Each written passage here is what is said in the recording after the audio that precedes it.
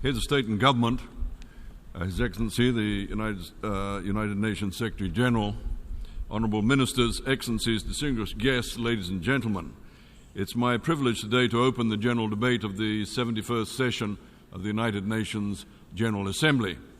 In exercising this privilege, I'm greatly humbled as a proud Fijian citizen to know this is the first time in the 7 decades of the United Nations history that a President of the Assembly has hailed from one of the Pacific Island nations.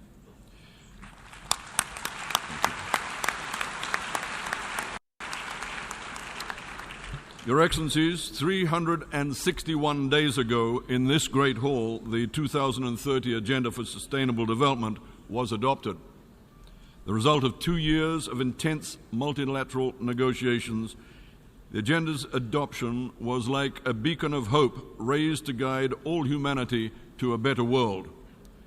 With its 17 Sustainable Development Goals, the agenda is hugely ambitious. Imbued with a universal and transformative spirit, the agenda sets out as a master plan for us to transform our world to one in which extreme poverty has been eliminated and peaceful, well-governed societies live sustainably and in harmony with our environment. Essentially, it provides for a future in which generations to come will live securely in a loving world. How are we progressing?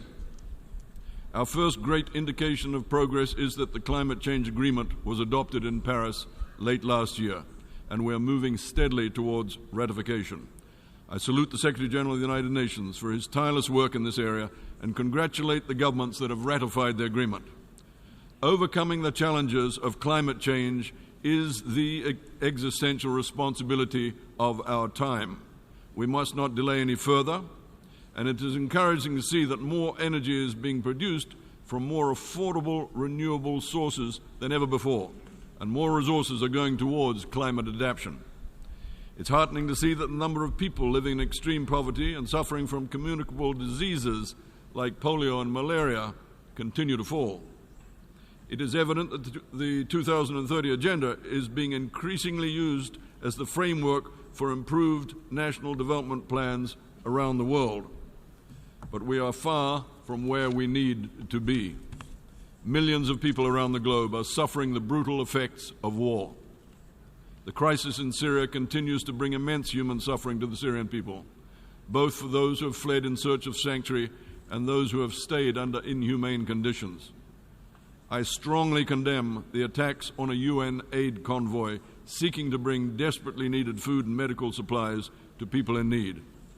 The deliberate targeting of humanitarian personnel is a flagrant violation of international law and totally morally unacceptable.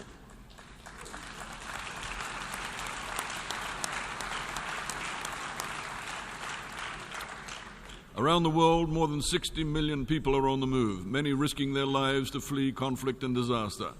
Week after week, innocent people are falling victim to despicable acts of violent extremists. The gap between rich and poor, between men and women, between developing countries and advanced economies remains stubbornly high. At a time when collaboration and partnership are needed more than ever, we are witnessing rising xenophobia, divisive rhetoric, and attacks on our human rights and fundamental freedoms. Meanwhile, global greenhouse gas emissions continue to rise, incredible damage is being done to our oceans and seas, and the window of opportunity to avert catastrophic climate change is rapidly closing. Taken together, Your Excellencies, it is clear the 2030 Sustainable Development Agenda is not yet producing the results that our world so desperately needs. So what are we going to do about it? There is only one answer. We must do better to accelerate the implementation of the Sustainable Development Goals. We need to teach our young people about the Sustainable Development Goals, because for the required transformation to occur, it must first take hold in our minds and in our values. It is our children who will be the inheritors of the agenda's result. So every classroom around the world should be teaching the Sustainable Development Goals, and I encourage you all to achieve this reality. Greater public resources must be dedicated to achieving the SDGs, either directly through domestic finance or through official development assistance such as climate finance. We need to create better regulatory environments and to require the international financial system to ensure finance is increasingly focused on productive, green, and socially responsible investment. We must support greater access for poor and marginalized communities and countries to science, technology, and innovation, to trade opportunities, and to more sustainable debt solutions. We can and must work better on sustaining peace, on preventing and responding to conflict, and in managing the global humanitarian and refugee crisis. Collective action by member states must be advanced. Strategic and inclusive partnerships must be forged to meet the global challenges we face, from climate change to conflict, from violent extremism and terrorism to the contagious diseases that threaten our kind. As President of the General Assembly, I assure you I will do everything possible to support you in addressing these issues during the 71st session. In summary, during the 71st session, I am committed to a universal push for implementation of all 17 Sustainable Development Goals. Excellencies, I'll push for a UN development system that works seamlessly as one and which responds effectively to the needs of member states for which UN support is essential. In response to the crisis our beloved ocean is facing, I will oversee the preparations for the UN conference on SDG 14 on oceans, to be held here at the United Nations in this hall and in the surrounding halls from the 5th to the 9th of June next year. We are building this conference to be the game changer for the way we safeguard our ocean's well-being, and I hope to see as many of you back here as possible. Beyond the 2030 agenda, as President of the General Assembly, I'm fully conscious of the responsibilities, functions, and powers of this body under Chapter 4 of the UN Charter. Next week, I'll be traveling to Colombia, the Secretary General, for the historic signing of the peace agreement between the government of Colombia and the FARC, a welcome agreement ending decades of civil conflict. It is my hope that in collaboration with member states and the wider UN community, it will prove possible over coming months to take steps to advance other pressing agendas before this organization, to strengthen the UN's peace and security pillar by enhancing the UN's ability to prevent and respond to conflicts and threats, to advance the sustaining peace agenda as fundamental to the UN's engagement across peace and security, development and human rights. There can be, after all, no sustainable development without sustainable peace. To combat discrimination and to further the realization of human rights so that all people are able to live free and equal in dignity and rights. To strengthen the UN's counterterrorism architecture and to protect the lives of the vulnerable and the most at risk from such mass violations. To strive for greater consensus on disarmament and non-proliferation. To work towards transforming the UN itself by addressing the need for gender equality and parity, better geographical balance, encouraging UN work practices that are flexible, innovative and coherent, and making the United Nations more effective, efficient, accountable and fit for purpose. I take this opportunity to salute from this high podium the thousands of UN peacekeepers serving around the world, and to remember those who have made the ultimate sacrifice in service to the high ideals of this institution. Blessed are the peacemakers.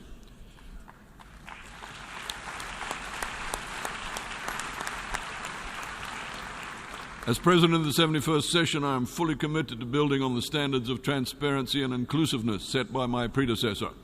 This will be particularly so for the process by which the new Secretary General is appointed. Thereafter, I will work to support a smooth transition and a strong start for the next Secretary General. I will ensure there are ample opportunities for early interaction between the new Secretary General and Member States so as to build a solid working relationship with this Assembly. During the 71st session, I will also seek to improve our ways of working in the General Assembly. I'll look to address the effectiveness of the General Assembly committees, to improve the coherence between the major organs, to enhance synergies and coherence of the agenda in the light of the SDGs, and to tackle long-standing issues that are holding back the efficiency and effectiveness of this organization, and to embed greater transparency and ethics into all we do. Of course, one area in particular need of attention is Security Council reform. We must have a Security Council that is structured to be able to meet the new and emerging challenges of the 21st century. This includes, of course, tackling the security dimensions resulting from climate change. During the 71st session, we must work with each other across and between traditional groups to build trust and flexibility so that we can achieve reform that is for the common good. In conclusion, Your Excellencies, in the Fijian language we have an expression, Raiki Liu. It exhorts us to look ahead, not to dwell on the grievances, the stalemates and the mistakes of the past. I've touched today on some of the great challenges that lie ahead for humanity. Let us prepare ourselves for them. Raiki Liu. It has been said that a politician thinks of the next election, but that a statesperson thinks of the next generation. Like never before, we must look to the statesmen and stateswomen amongst us to guide us to the achievement of the 2030 Sustainable Development Agenda and to deliver the secure and harmonious future that we wish, all of us wish, for our children, our grandchildren, and for those that come after them. I thank you.